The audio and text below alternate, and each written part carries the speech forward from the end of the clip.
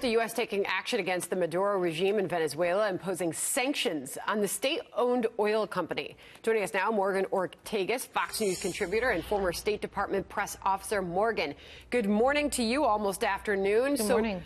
Is this enough pressure on Venezuela? Is this going to bring about the needed change?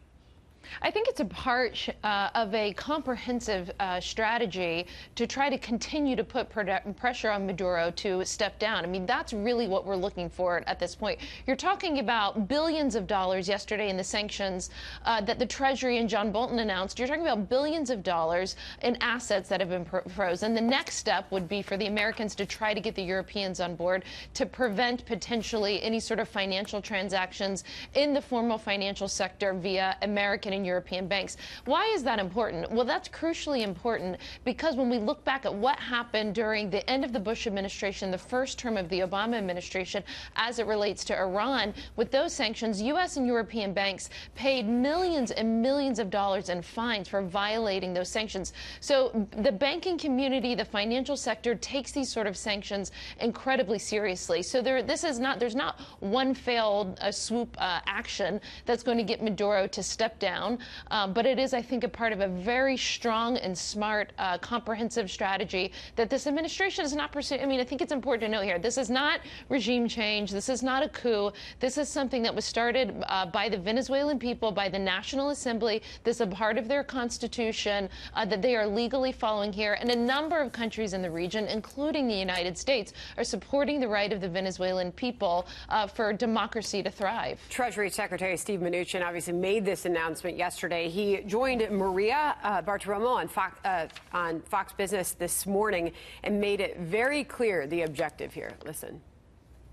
There's no question that what we're trying to do is to cut off the money to the regime that should not be in power and make sure that President Guaido has access to funds and has access to the assets of the country, and to make sure we protect these assets for the people of Venezuela. If Venezuela wants to continue to sell us oil, which we'd like to buy, that money will go into blocked accounts and will be protected for the people of Venezuela.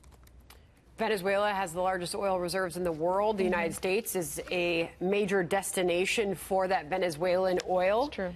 Based on everything we just heard there, Morgan, how does this affect us? Well, as you can see, the price of oil has bumped up. But if you look holistically at what's going on in the oil markets, and you know this, Sandra, better than anyone, given your days as a business reporter, we're seeing, of course, a slowdown in China, slowdown in demand. And I think most oil analysts are signaling that there's enough supply on the market that we're not going to see a huge increase there. But I think, again, it's important to note here, what do China and what do Russia do? At this moment, the Chinese are holding a ton of the Venezuelan debt. They clearly have a vested financial interest here. And so for me, the big question is, do the Maduro financial backers, do they try to offset these sanctions to try to protect him and to keep him in power? And what's crucially important over this next week is, what do the Europeans do? I was incredibly disappointed to see the Europeans call for more elections and instead of calling for Maduro just to completely step down and recognizing the constitutionally approved interim president, Guaido. And for the Europeans